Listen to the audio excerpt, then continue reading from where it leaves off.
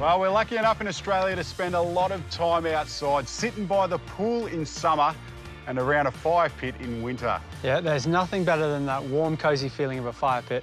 And because it's coming up to winter, now's the perfect time to get one in your backyard. Yes, and you don't need a massive backyard or council approval, which means anyone can give it a go.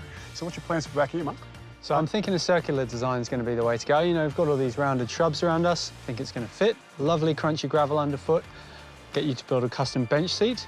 Some other seating. I'm even thinking of turning that into a bar or something like that. And then, of course, lots and lots of plants. Oh, a hack on an old shed. Yeah, love it. Beautiful. First things first, I'm going to get this grass up. All right, I'll get started on the bench seat. Lovely. Lawn around a fire pit is never a good idea. It just gets scorched and it looks terrible, you can see here. I'm going to use a turf cutter to dig it up. But if you don't want to spend the money, you can just do it by hand.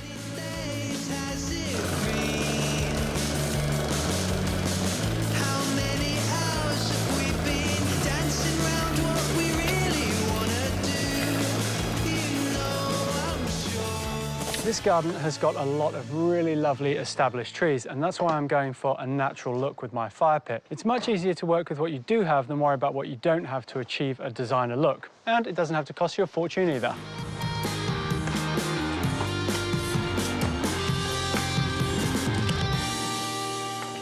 Now, I know we're going with the circular theme out the back. I'm going to copy that concept into my bench seat.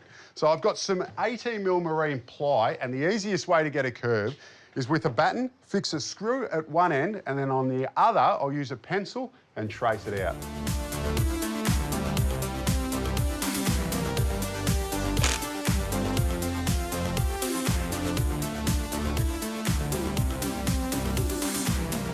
For this bench seat, I need some internal rails and external ones. I've marked out the outside of the internal rail and I want it to be 90mm wide. So to get that, I just move the batten down 90mm, put the screw back in the same place and then trace it out again. And for the external one, it's exactly the same process.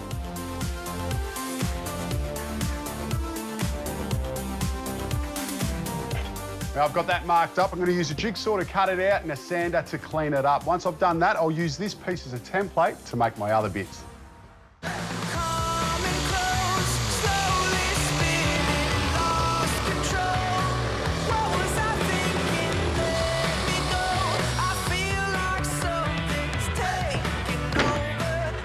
With my rails cut, I'll now get on to making the main frame. For that, I'm just using some 70 by 35 treated pine.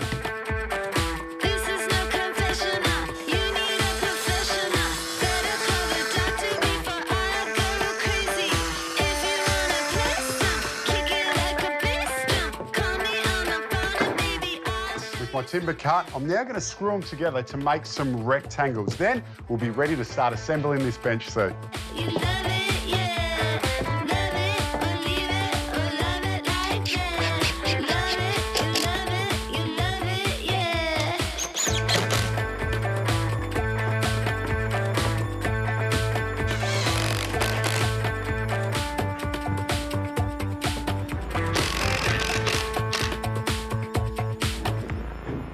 With that together, we can start to see the main shape of our bench seat, and I think it's going to look fantastic. Now, for the top, it's exactly the same process. The only difference is I've doubled up the rails. That way, it's going to give me a better fixing for when I put my cladding on the side and also make it that little bit stronger. When you're removing grass, you want to spend a bit of time to get all the roots out. Some of this is going to be garden bed, some's crushed granite, but if you leave any roots in, it's going to grow back through both. So I've spent some time and really removed as much as I can. Now, I've flattened it too, which gives me a nice level area to start marking out our fire pit. When you're putting a fire pit in, you'll notice when the grass scorched, it'll do the same in the air. So take a look up and make sure no trees are in the way. And if you've got a handy builder to help you, use him. Adam? Hello. Hey, it's looking different already back here. What a lovely hello that was. Yeah, what have you been doing out the front? Working on my curves. Oh, yeah? I'm going to use the smart end. Yep. If you can use the less smart end. Beautiful. And it's got my name written all over it. Do a little dance for me. How wide are we going? How are you good at catching? Yes. We're going to go 2 point. I said, are you only good at catching? Only if the person's good at throwing. Hey, I'm English. I'm English. I can't throw. True. Look, I want a circle of 4.8, so we're going to go 2.4. Hey, you're good at maths too. Mate, I can just can work on that half. throwing. Can half. So that's where we're looking at there. And we're going to go over the path because I think it'll be a nice design detail if it shows up just a little bit on the other side of the path. All right, ready? Yeah, go. I'm nervous. You can get the ground, you don't have to, but not the pavers. Oh, I've got bad back. No, it's just we need to reuse those pavers and you just... Oh, do you? Yeah. Oh, well. That's your bad, isn't it? That's what happens when you get a builder to do landscaping work. OK, I see what's happening here. Yeah. You see what's happening here. Someone wants Oh, just kiss the rocks. Ah. Go back and do your bench. I'm going to put some edging in. Go away. That's my job done. Whenever you need help, Charlie, just call on me. Thanks, mate. Yeah. Sweet. I'll do that. Anytime. There you go. You can see the path behind me is a little bit wonky from the house, so I think it's worth the time to lift it and relay it. And I want it to go through our circle of crushed granite. That way, this feature is going to feel like it was designed as one and not just an afterthought.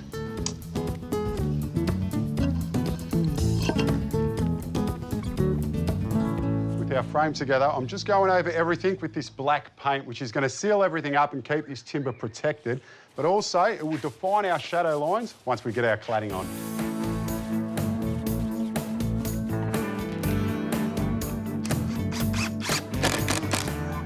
Paint dry, I'm just adding these timber blocks at the bottom of our bench seat because it's going to be sitting on the ground outside. You just want to make sure that you're using H4 timber.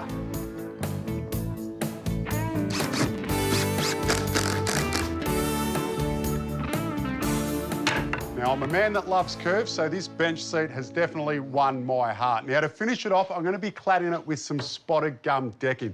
I've got 3 different sizes. The wider board, that's going to go on the back of our seat.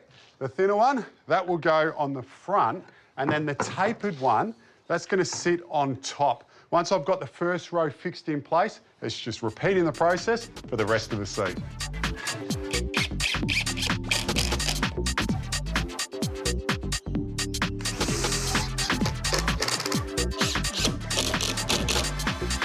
I've made a second section in the same way, and together they'll form one big curved bench seat.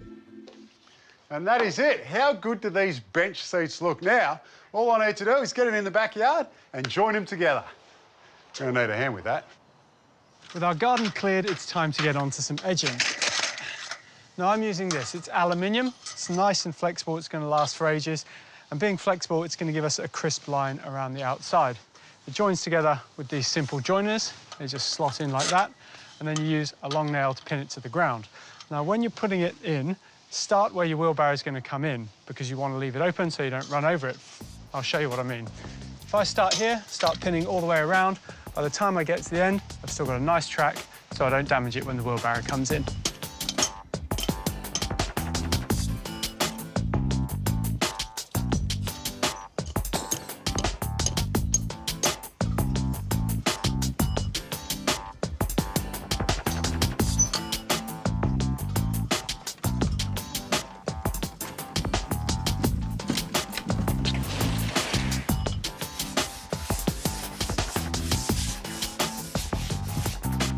So I've decided to give this old shed a second lease of life by turning it into a bar. Now, we're keeping it super simple. We've already got the door here to get in and out, and I'm just going to be cutting out an opening here that will fold down to become a servery. But the first thing I need to do is paint it. So I've given it a quick clean and a rough sand. That way our paint has something to bond to. I'm using a black Weather Shield paint. That way with the black, it will just disappear into the background.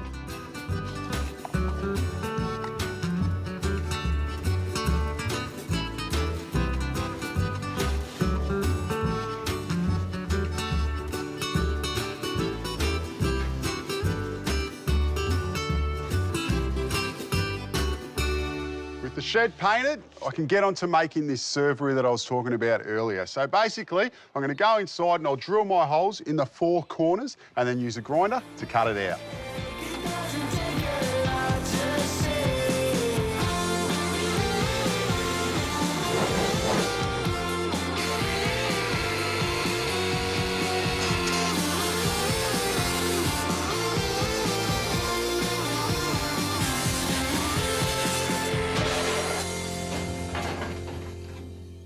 I'll just grab one beer, thanks, mate. Cheers.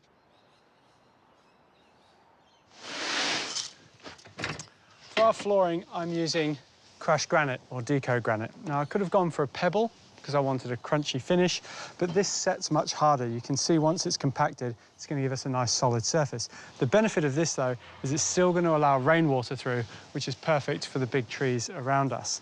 This comes in a really natural colour. I've selected the brown because it suits the theme around us. Once we get the fire pit on and the planting around it, it's going to look fantastic.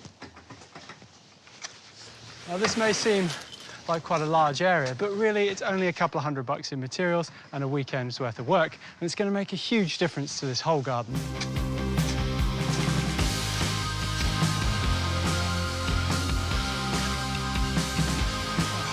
I lifted the old wonky path and I'm just relaying it on some crusher dust. Now, I've screwed this nice and level, and I'll just put a mortar joint on it to stop that washing off. It's a really simple and easy job.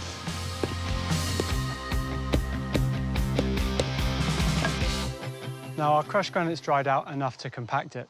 You never want it too wet and you never want it too dry. If it's too wet, it just turns to mud, and if it's too dry, you just end up in a dust bath. This is all perfect now, and I've done a little bit of line dancing around the outside. That's because we put in a brand new edge. Now, this machine's a bit of a brute. If you compact it all the way up, it would just deform it. So, do a little dance, then do a little bit of a whacking.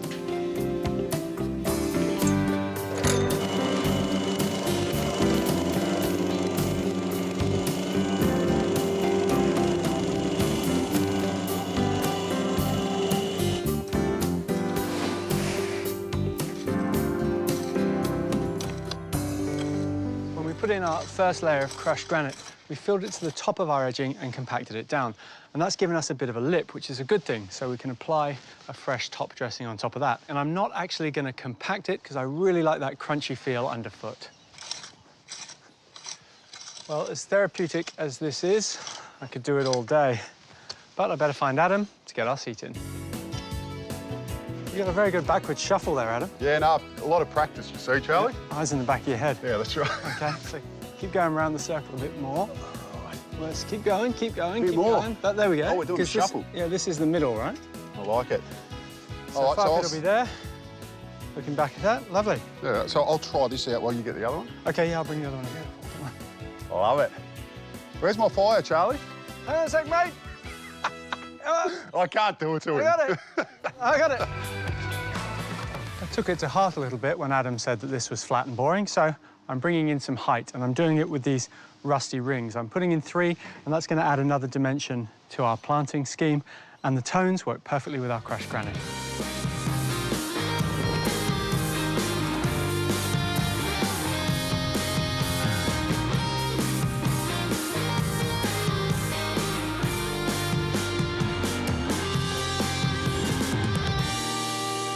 Charlie. Yes. The plant is coming to life.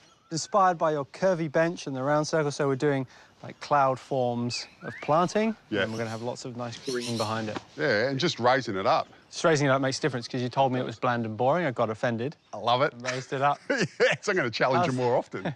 How's the shed going? It is getting there. I mean, I asked for a beer, but no one's given it to me yet, so... You've got to stock the fridge first. That's the problem. That's what I'm missing out on. You can work wonders, but you can't work magic fridges that just fill themselves up. That'd be nice. I'll keep going with it. It's getting there. I'll go back to doing what I do best. You just need to be careful when you're working with tin because it does have sharp edges once you've cut it out. So to get rid of them, we're just putting around an aluminium channel, which will make things nice and smooth and safe.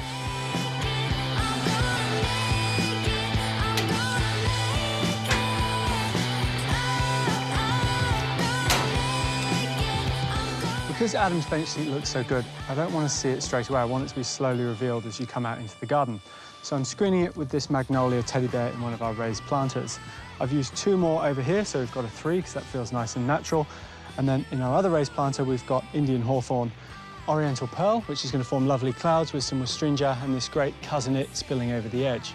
Now we've got a bit of a dark patch at the back, so I'm going to really lighten that up with a vibrant green and a fantastic purple plectranthus.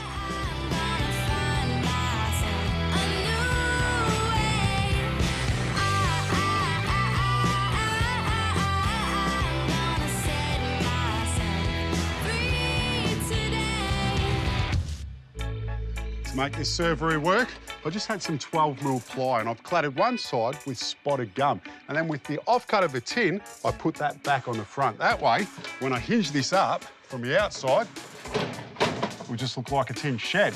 But when it's folded down and the bar's open, the spotted gum will blend in with the bench seats that I made earlier.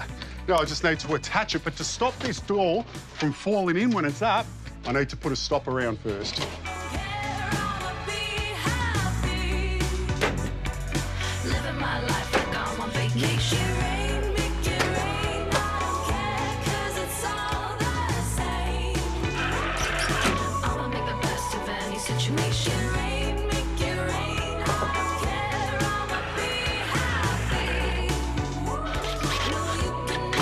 All right, nice one.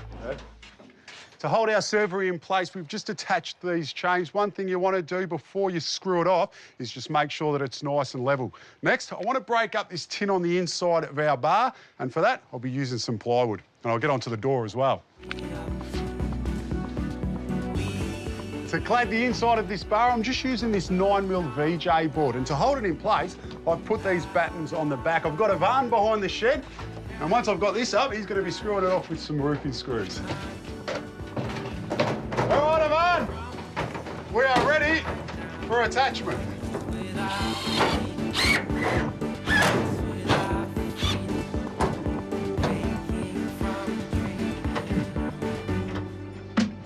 Now, we've decided to utilise this bar area to keep our firewood in. It's going to stay nice and dry, but if you like a refreshing beverage, you might want to use these shelves for that too.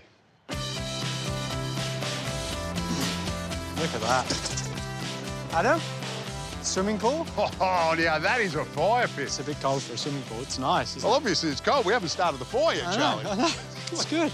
Where's the wood, Yeah, mate? you almost done or what? Yeah, you're getting there. Yeah, all right, come on.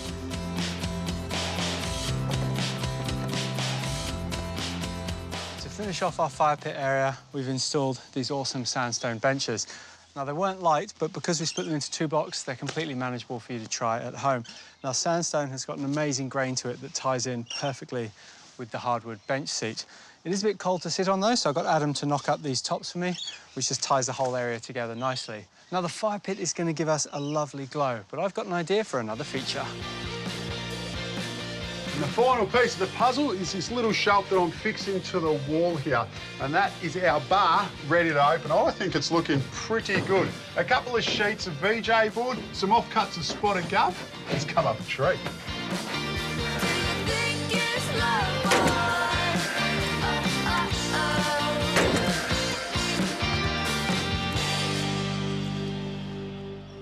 The last little feature of our fire pit area is the addition of some garden lighting.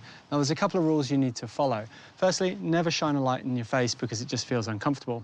And secondly, you need to think more about the shadows the light creates than the light itself. We're going to have lots of lovely ambient light coming from the fire pit, so I want a bit of background lighting, so I'm going to put some spotlights up into our 2 trees, this thuya and the jacaranda, and they're going to cast a lovely ambient glow over the rest of the garden. Well, Charlie, Yep. I think curves win again, mate. They do. I have to say, my favourite part is this bench seat. It's awesome. Well done. That's pretty cool, isn't it? But I'm loving the sandstone blocks, how you've just created this little top hat for them, and it just blends in. They're worth the effort, they are, aren't they? Yeah. Oh, mate, you could have put the shed a bit closer. It's just out of reach for a drink, isn't it? But what a great hack for an old shed in the backyard. Yeah, it's awesome. But- Job well done, but the hero's got to be this fire pit, doesn't it? Every garden needs one of these. Definitely. Beautiful to sit around, perfect at this time of year. What a great way to keep warm, have some friends over. Gorgeous. You said it. Yeah.